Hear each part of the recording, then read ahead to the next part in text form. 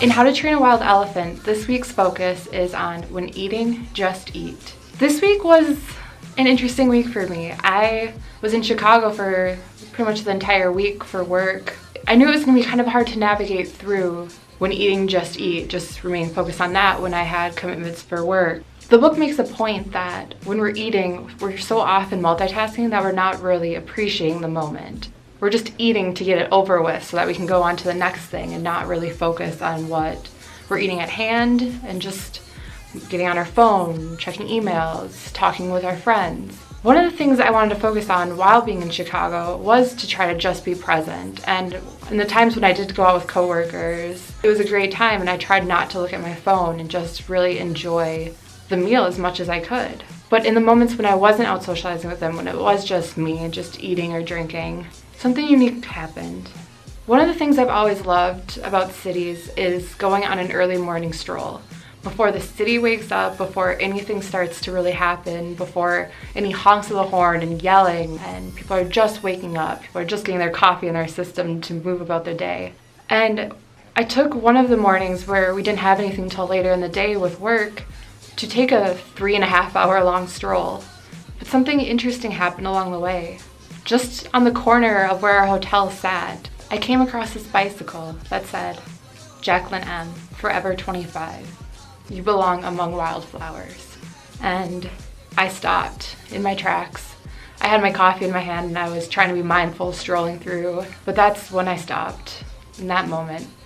It was probably one of the most serendipitous moments I've ever had in my life. One of those just fortunate accidents, events by chance that was so beneficial to my entire week. I named my channel Amongst Wildflowers, this whole project Amongst Wildflowers, because I truly believe in the notion that we all belong somewhere where we can be free, where we can, no matter what pain, what hurt, whatever it is, we'll come back stronger. We'll be amongst that beauty. We are that beauty of those wildflowers. And to see this, and to see at such a young age, 25, forever being there, it was one of those moments that in a bustling city, early in the morning, I just paused. I felt fully present, body and mind. I also just stared at it for about 10 minutes, and I thought about everything that might have been for her life. And it brought me back to being 25 myself, and 25 was a hard year. I was going through a lot, going through a very depressed state, and I was fortunate enough to get the job I have now, move to a new city, meet new friends, meet people that will be in my life forever, and friendships that I truly cherish. As I continued my morning walk, the streets got more lively, more people heading to work, more people going about their day, the honking began. And as much as they say it just becomes a sea of people, I started to see something different. And the notion of sauntering came to mind. And I remember taking moments to just look around at everyone around me. You know, like, I hope they have a good day. I hope they're experiencing something. I hope in this moment where that person is upset right now, they'll find a sense of peace or something today that will make it a little better. And as the day progressed, I started seeing all these people in a new light, seeing them as though they were this Jacqueline M., frozen in time, and what that would mean for them. Would they be truly happy to know that this was the last day that they had? Or would they wish that they would have done something different? When I had my next meal, I just sat there and pondered it. I ate by the river and just watched the runners go by and the tourists take pictures and the people on their work breaks. And I just started seeing all these colors, these fragmented pieces, these fragmented memories, and this idea of a kaleidoscope of experience came to mind. And that's really all we have, are just these fragmented experiences that make up a life, that make up our relationships, our friendships, our journeys, our struggles, our strengths, all of these things. That's all we have. But there's so much beauty in those moments. There's pain, but there's also beauty.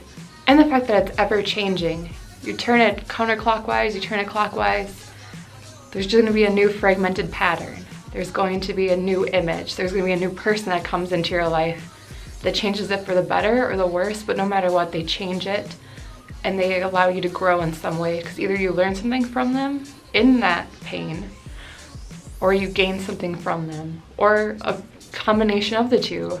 And those fragmented pieces become such a spark of life. And as I continued to walk through the city, I started seeing all these people, all these delightful spirits that are living such profound lives and trying to go about their day, trying to make a living. We don't necessarily take the time to just pause and focus on those memories, and that's really what I try to do. So I found myself, when I was alone and when I was eating, really focusing on this notion of the kaleidoscope of experiences, and the fact that somehow this work trip brought me to that chance moment of seeing this bike. This happened early on in my week in Chicago that I came across that bicycle. I found myself throughout the week going back to Jacqueline M. And even though I don't know her story, I don't know her kaleidoscope of experiences, the fragments that made up her life, I found myself hoping that she knew what profound happiness was. I hope that she had that friend at 2 a.m. where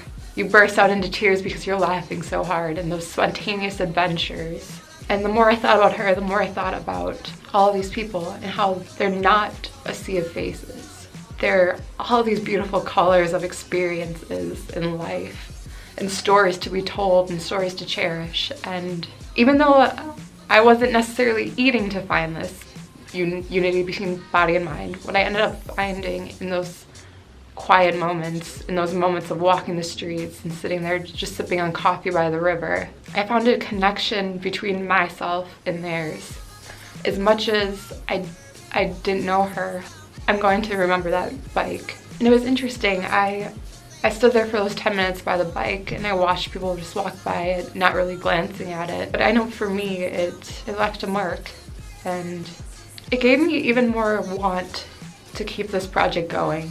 To really see, in those moments of finding my own wild, the way that two lives melded into a singular experience in that moment. I got to give her life again for a time being, if that makes sense. And I think as the week progressed, I found myself wanting to think of everyone that way, but also realizing that I can't carry their story as my own. That the people that have come into my life have really left such a mark on it.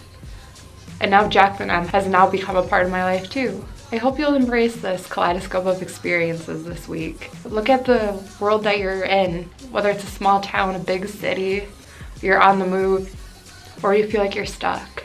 I hope you'll take the time to just look around at everything the world has to offer, and the sea of faces that are truly more than that may combine with your own for a time being or for a long time.